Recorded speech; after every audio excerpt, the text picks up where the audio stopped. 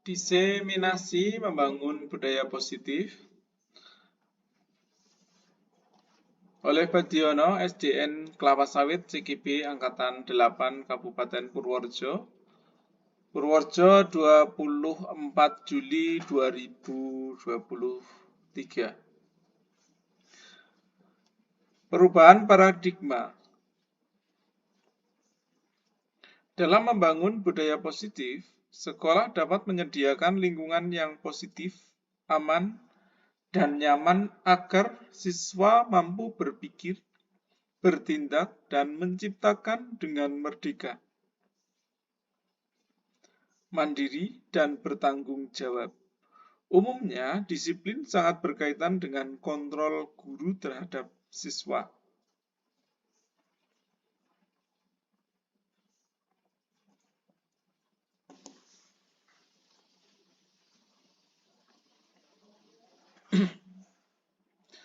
Menurut Dr. William Glasser, dalam kontrol teori, terdapat beberapa miskonsepsi tentang kontrol, yaitu pertama, ilusi bahwa guru mengontrol siswa. Semua perilaku mempunyai tujuan, bahkan untuk perilaku yang tidak disukai. Untuk itu, pada dasarnya guru tidak dapat memaksa siswa untuk berbuat sesuatu. Jika siswa tersebut memilih untuk tidak melakukannya, walau guru tampaknya sedang mengontrol perilaku siswa, tetapi sebenarnya siswa sedang mengizinkan dirinya untuk dikontrol.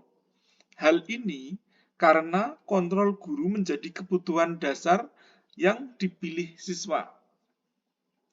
Yang kedua, ilusi bahwa semua penguatan positif, efektif, dan bermanfaat. Penguatan positif merupakan bentuk-bentuk kontrol yang mempengaruhi siswa agar mengulangi suatu perilaku tertentu, usaha untuk mengontrol siswa tersebut. Dalam jangka waktu tertentu, kemungkinan siswa tersebut akan menyadarinya dan mencoba untuk menolak bujukan guru atau mungkin akan menjadi tergantung pada pendapat guru untuk berusaha.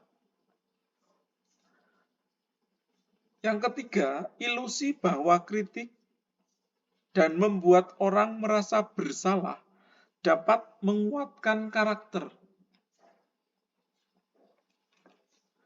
Menggunakan kritik dan rasa bersalah untuk mengontrol siswa, membuat siswa menuju identitas yang gagal karena secara tidak langsung mengajarkan mereka belajar untuk tidak berpikir husnudon, atau mereka akan merasa buruk tentang dirinya sendiri. Kemudian yang keempat, ilusi bahwa orang dewasa memiliki hak untuk memaksa. Dalam hal ini, perilaku yang memaksa ini tidak akan efektif untuk jangka waktu yang panjang dan bahkan dapat membentuk suatu permusuhan. Menurut Stephen R. Covey, 1991, jika ingin membuat kemajuan perlahan, ubahlah sikap atau perilaku Anda. Tetapi jika ingin memperbaiki cara-cara utama kita, maka kita perlu mengubah kerangka acuan kita. Ubahlah cara Anda melihat dunia, ubahlah cara Anda berpikir tentang manusia, dan ubahlah paradigma Anda, skema pemahaman dan penjelasan aspek-aspek tertentu tentang kenyataan. Nah, untuk lebih lanjutnya, saya akan menyajikan sebuah tabel. Nah, bisa diperhatikan pada tabel berikut untuk memahami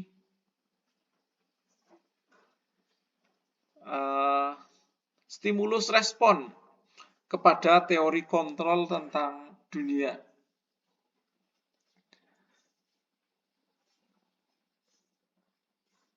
Nah, di sini ada stimulus respon lawan teori kontrol. Ya, pandangan tentang dunia. Jadi, stimulus responnya itu realitas kebutuhan kita itu sama. Kalau menurut teori kontrol, itu realitas kebutuhan kita itu berbeda. Menurut stimulus respon, semua orang melihat hal yang sama. Tetapi menurut teori kontrol, setiap orang memiliki gambaran berbeda.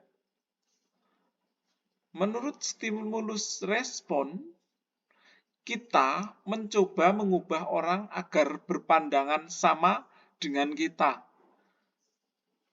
Teori kontrol tentang dunia mengatakan kita berusaha memahami pandangan orang lain tentang dunia. Stimulus respon, perilaku buruk dilihat sebagai suatu kesalahan. Teori kontrol, semua perilaku memiliki tujuan. Stimulus respon, orang lain bisa mengontrol saya. Teori kontrol, hanya Anda yang bisa mengontrol diri Anda. Saya bisa mengontrol orang lain. Menurut stimulus respon, Anda tidak bisa mengontrol orang lain. Itu menurut teori kontrol. Menurut stimulus respon,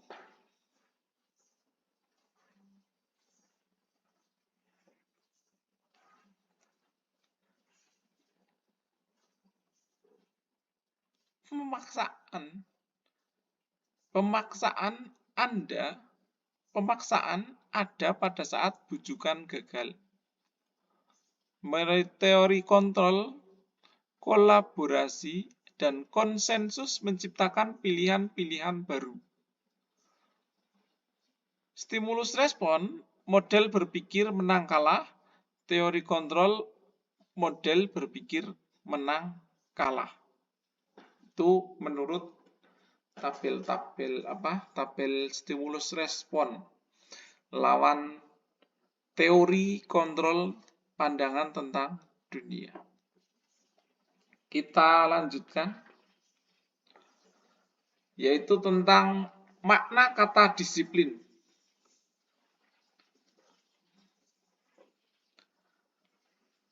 Bahwa Bapak Ki Hajar Dewantoro ini menyatakan bahwa untuk menciptakan siswa yang merdeka, maka syarat utamanya itu harus mempunyai disiplin yang kuat, yaitu disiplin diri yang berasal dari motivasi internal, dari dalam dirinya sendiri.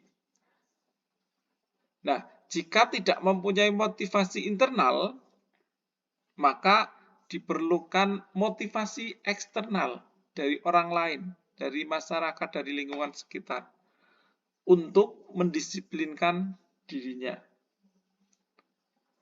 Nah, menurut Diane Goshen, ini menyatakan bahwa kata disiplin berasal dari bahasa Latin, yaitu disciplina, yang berarti belajar. Kata disiplina juga berasal dari akar kata yang sama, yaitu disciple atau murid pengikut. Diane juga menyatakan bahwa disiplin juga berkonotasi dengan disiplin diri siswa.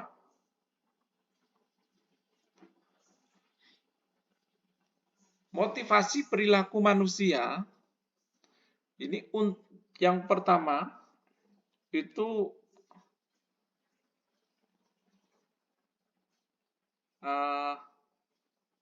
untuk menghindari ketidaknyamanan atau hukuman. Ini ada 3 ya, motivasi perilaku manusia ya. Yang pertama, untuk menghindari ketidaknyamanan atau hukuman, kemudian mendapatkan imbalan atau penghargaan dari orang lain. Yang ketiga, untuk menjadi orang yang mereka inginkan dan menghargai diri sendiri dengan nilai-nilai yang mereka percaya. Nah, untuk menghindari ketidaknyamanan atau hukuman, di sini seseorang ini berperilaku untuk menghindari permasalahan yang mungkin muncul dan berpengaruh kepada mereka secara fisik, psikologis ataupun tidak terpenuhinya kebutuhan mereka bila mereka tidak melakukan tindakan itu. Tuh. Kemudian yang untuk mendapatkan imbalan atau penghargaan dari orang lain, ini seseorang itu berperilaku untuk mendapatkan pujian atau mungkin hadiah atau mungkin imbalan dari orang lain yang menurut mereka itu penting dan mereka letakkan dalam dunia berkelas mereka.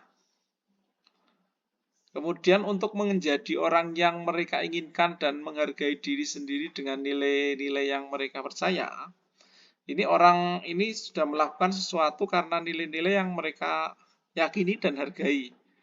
Motivasi ini akan membuat orang mempunyai disiplin positif karena motivasinya bersifat internal.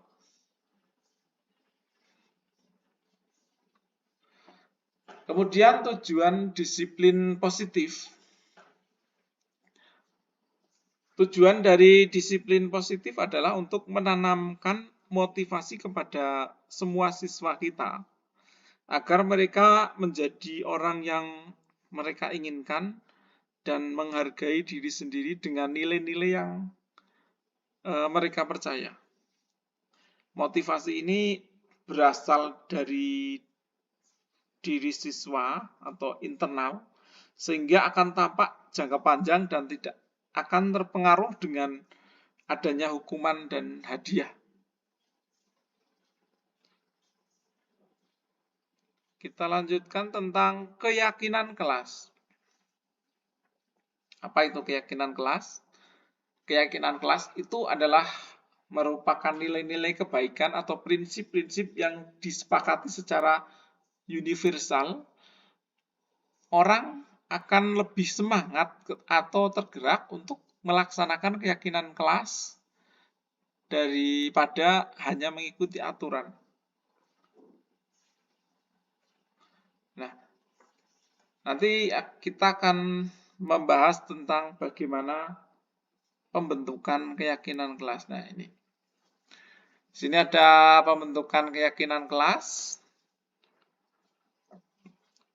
Keyakinan kelas itu bersifat abstrak daripada peraturan, lebih abstrak ya.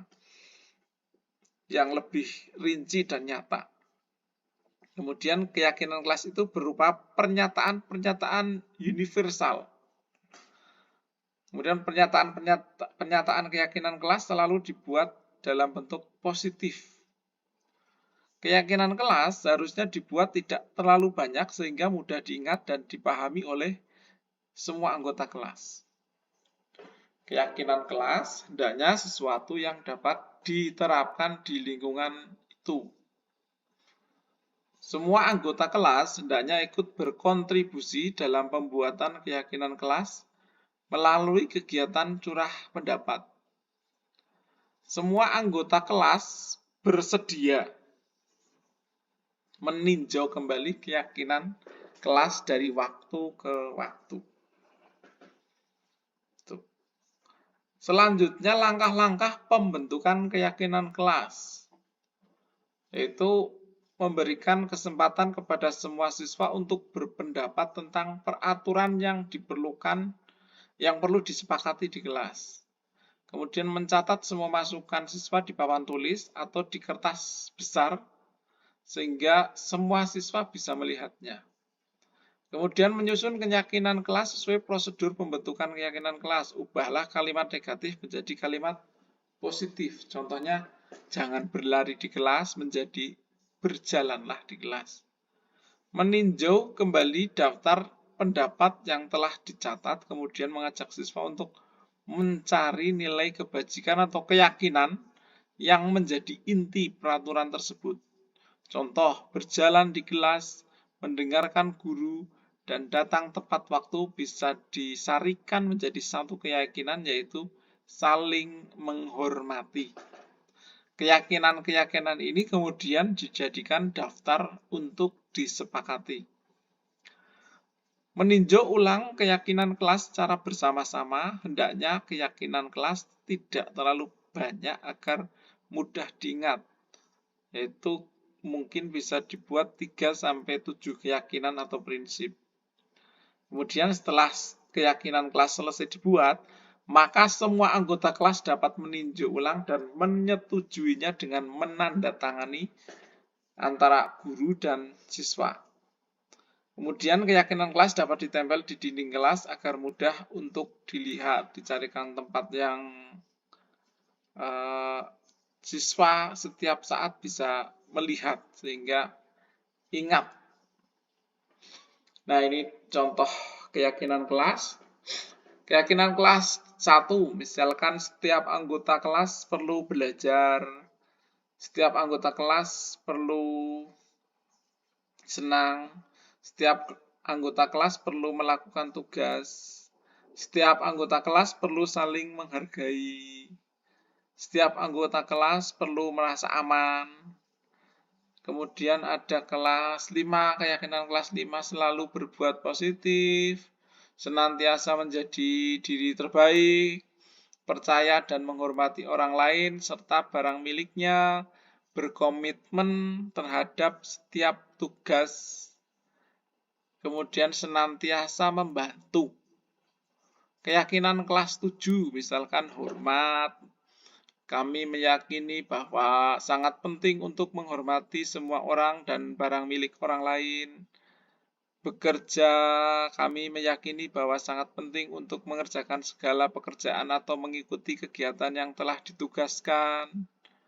Kemudian diterima dan dimiliki, kami meyakini bahwa sangat penting untuk merasa diterima pada suatu kelompok dan saling peduli satu dengan yang lain.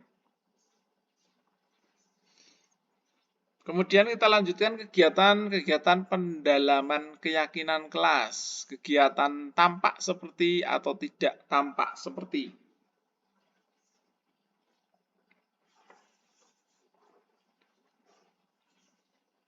Nah, kegiatan ini bisa dilakukan dengan membagi kelas menjadi beberapa kelompok. Setiap kelompok nanti diberikan kertas. Salah satu kelompok menuliskan huruf T besar, kapital, atau tabel T di kertas plano ya bisa ya, pakai atau kertas karton. Kemudian guru memberikan salah satu keyakinan kelas kepada tiap kelompok. Dua kelompok dapat diberikan keyakinan yang sama jika memang kelompoknya banyak, lebih dari 10 kelompok misalkan. Kemudian setiap kelompok diminta memberikan pendapat tentang keyakinan tersebut. Nah, tampak seperti apa? Terus tidak tampak seperti apa? Kemudian hasil setiap kelompok dipresentasikan pada kelompok besar dan kertasnya ditempel di sekeliling dinding kelas agar dapat dilihat oleh semua anggota kelas untuk menguatkan pemahaman. Tuh. Nah, contohnya seperti ini. Ya. Ini contoh tampak seperti, tidak tampak seperti. Ya. Tuh. Misalkan hormat tadi ya. Hormat tampak seperti datang tepat waktu, tidak tampak seperti sering hadir terlambat. Tampak seperti menyapa teman dan guru setiap hari, tidak tampak seperti tak acuh kepada teman dan guru, dan seterusnya. Kemudian bekerja, contohnya tampak seperti tekun bekerja dan menyimak guru. Kemudian tidak tampak seperti tidak mendengarkan guru dan acuh tak acuh. Tampak seperti menyerahkan tugas tepat waktu, tidak tampak seperti tugas tidak diberikan. Itu seperti itu.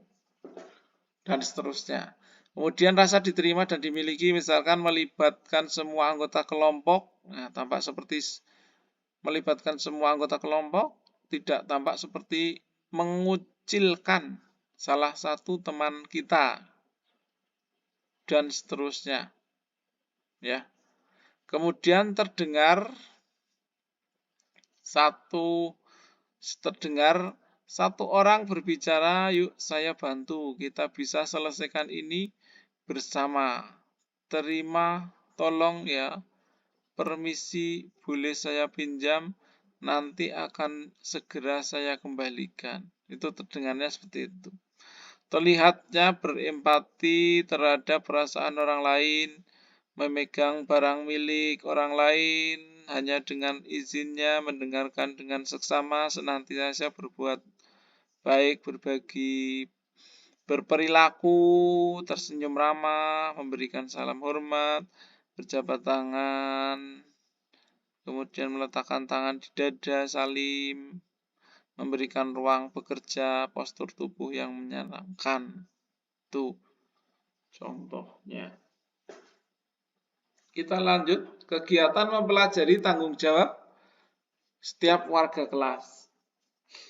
Nah, kegiatan ini langkah-langkahnya yang dapat dilakukan oleh guru, yaitu guru membuat bagan berisi 4 kotak.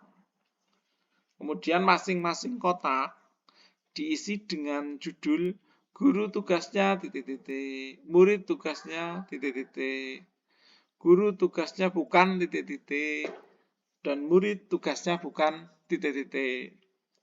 Guru bercurah pendapat dengan 2 cara, yaitu mengajak siswa berpendapat secara individu atau bisa juga membagi murid dalam 4 sampai 8 kelompok, dan setiap kelompok itu diberikan tugas bercurah pendapat tentang masing-masing tugas atau bukan tugas guru ataupun siswa.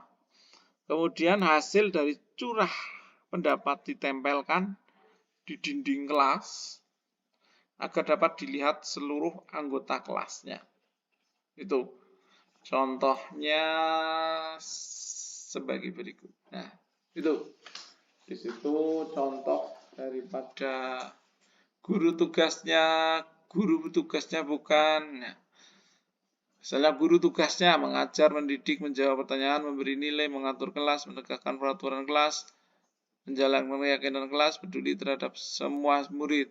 Guru tugasnya bukan menyakiti atau disakiti, memaksa kamu untuk belajar, merapikan barang-barang murid, menyiapkan makanan atau barang-barang alat tulis.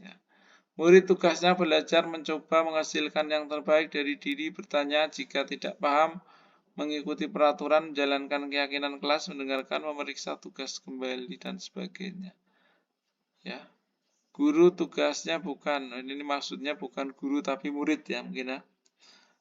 Menyakiti atau disakiti, mengeluh, merusak barang pribadi atau orang lain, melakukan tugas guru, memutuskan untuk teman kamu. Ya, maksudnya apa ini? Ya, nggak apa-apa. Itu dari modul ya. Kemudian dalam penerapan keyakinan kelas, jika terjadi pelanggaran tertentu akan ada sanksi atau hukuman atau restitusi. Nah, hukuman ini merupakan identitas gagal dan disiplin merupakan identitas berhasil. Lebih jelas dapat membaca tabel berikut. Nah, ini tabelnya. Sini sudah ada tabelnya identitas gagal, hukuman. Jadi identitas berhasil atau sukses itu disiplin, sanksi atau konsekuensi. Kemudian ada yang terbaik yaitu restitusi. Contohnya misalkan sesuatu yang menyakitkan harus terjadi. Itu dari identitas gagal. Sesuatu harus terjadi. Itu kalau konsekuensi atau sanksi. Kalau restitusi, ini restitusi merupakan pilihan. Nah, dan sebagainya. Misalkan ada tidak nyaman untuk murid atau anak untuk jangka waktu panjang, tidak nyaman untuk murid atau anak untuk jangka waktu pendek. Ini kalau ke sanksi atau konsekuensinya. Kalau restitusinya, ini menguatkan untuk murid atau anak dalam jangka waktu panjang. Jadi terbaik tetap restitusi dari semuanya. Nah, di sini ada contoh-contoh identitas yang gagal, kemudian ada juga contoh disiplin. Disiplin ini ada 2, sanksi konsekuensi dan restitusi. Selanjutnya, dihukum oleh penghargaan. Ya. Kenapa kok ada dihukum oleh penghargaan? Sebenarnya hukuman ini bersifat tiba-tiba atau tidak terencana. Siswa tidak tahu apa yang akan terjadi dan tidak dilibatkan. Di samping itu, hukuman hanya bersifat satu arah dari guru yang memberikan dan siswa hanya menerima hukuman tersebut tanpa suatu diskusi atau arahan dari guru, baik sebelum atau sesudah. Hukuman ini biasanya berupa fisik maupun verbal, ya, yang akan membuat siswa merasa tersakiti secara fisik ataupun batinnya, ya. Nah, kalau disiplin tadi itu adalah dalam bentuk sanksi atau konsekuensi, ini sudah terencana biasanya, atau sudah dibahas dan disepakati sebelumnya oleh guru dan siswa. Nah, sanksi dibuat oleh guru atau sekolah dan siswa juga sudah mengetahui sanksi atau konsekuensi yang akan diterima. Tetapi biasanya sanksi konsekuensi ini tetap membuat siswa merasa tidak nyaman dalam jangka waktu yang pendek. Jadi tetap pilihannya yaitu tetap tadi, yaitu restitusi. Nah, dihukum oleh penghargaan ini pengaruh buruknya penghargaan terhadap anak menurut Kohn.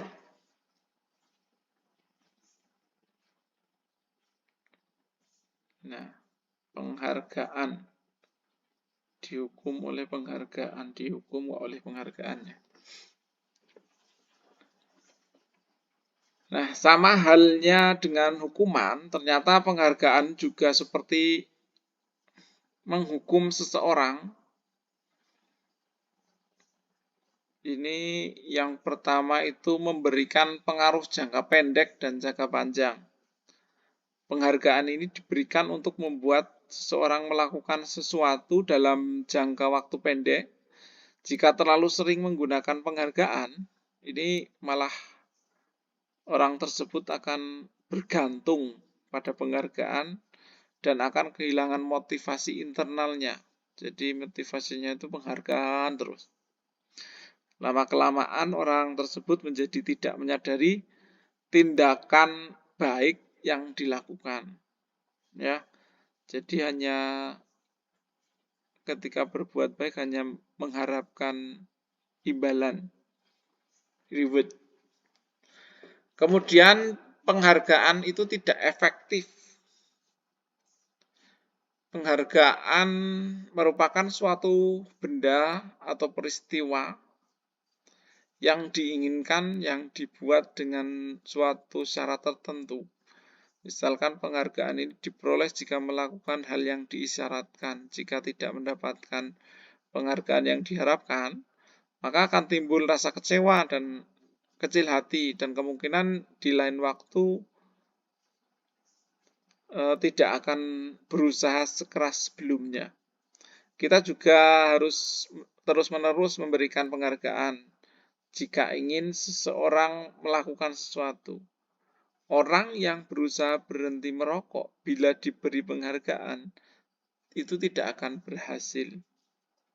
Ya, karena ketika penghargaannya berhenti ya mereka akan kembali lagi seperti itu. Karena motivasinya itu motivasi dari penghargaan, tidak efektif. Kemudian yang ketiga itu penghargaan merusak hubungan. Jadi ketika seseorang diberikan penghargaan, maka akan timbul rasa iri dari orang orang yang tidak menyukainya. Jika guru sering memberikan penghargaan terhadap siswanya, maka kemungkinan siswanya termotivasi hanya untuk menyenangkan gurunya. Persaingan juga menimbulkan persaingan di dalam kelas yang berujung pada kecemasan. Ya, bagi yang percaya bahwa mereka tidak akan mendapat kesempatan untuk mendapatkan penghargaan, maka mereka akan tidak ikut berkompetisi, akan berhenti mencoba. Kemudian yang keempat ada penghargaan mengurangi ketepatan. Jadi ketika orang melakukan sesuatu motivasinya untuk penghargaan, ya mereka tidak akan tepat sasaran. Apa yang ingin dicapai itu akan berbeda. Tuh. Kemudian yang kelima, penghargaan itu menghukum. Penghargaan menghukum. Maksudnya apa? Penghargaan menghukum itu mereka yang tidak mendapatkan penghargaan. Ya, jadi menghukum yang tidak mendapat penghargaan. Penghargaan dan menghukum adalah hal yang sama karena keduanya berusaha mengendalikan perilaku seseorang. Pada dasarnya setiap orang itu tidak suka dikendalikan dalam jangka waktu lama.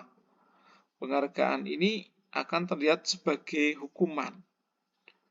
Jika penghargaan sangat diharapkan, tapi kita tidak mendapatkannya, maka ya akan merasa dihukum seperti itu.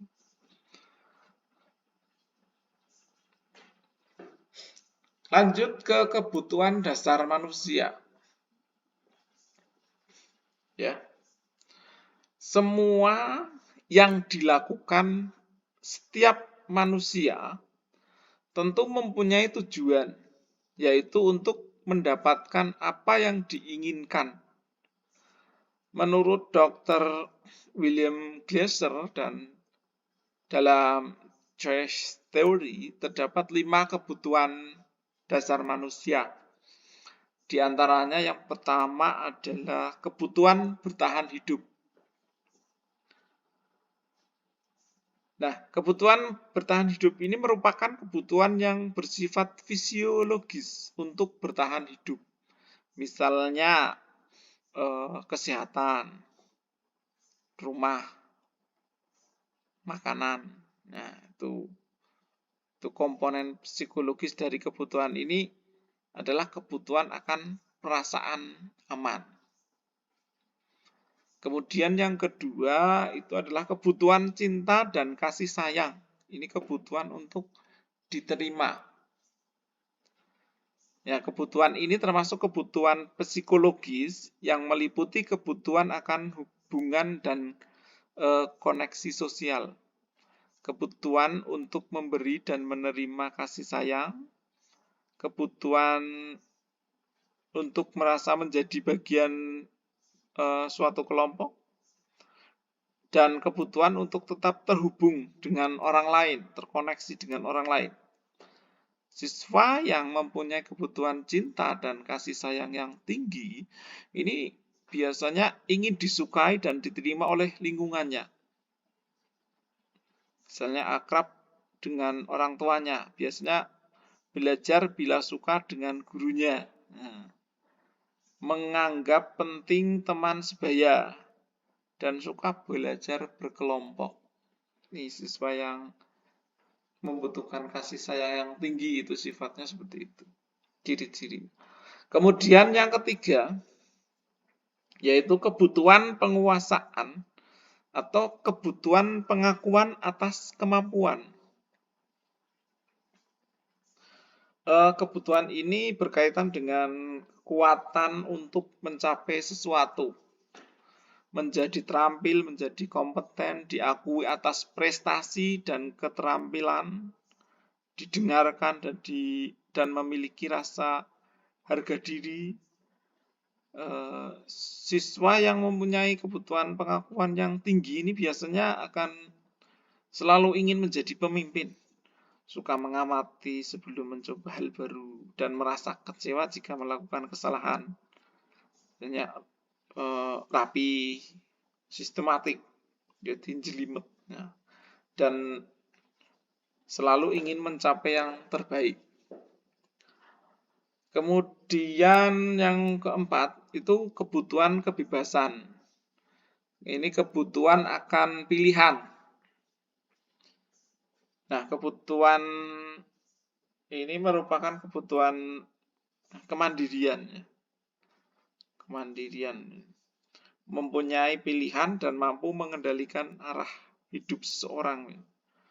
Siswa yang mempunyai kebutuhan kebebasan yang tinggi ini menginginkan pilihan, perlu banyak bergerak, suka coba-coba, tidak terlalu terpengaruh oleh orang lain, suka hal yang baru dan menarik. Kemudian yang kelima itu kebutuhan kesenangan atau kebutuhan untuk merasa senang. Ini merupakan kebutuhan untuk mencari kesenangan, bermain, dan tertawa. Siswa dengan kebutuhan kesenangan yang tinggi, ini biasanya akan menikmati apa yang dilakukan. Konsentrasi saat melakukan hal yang disenangi, suka permainan biasanya, suka mengoleksi barang, dan suka melucu atau bergurau. Ini ciri-ciri siswa dengan kebutuhan kesenangan yang tinggi.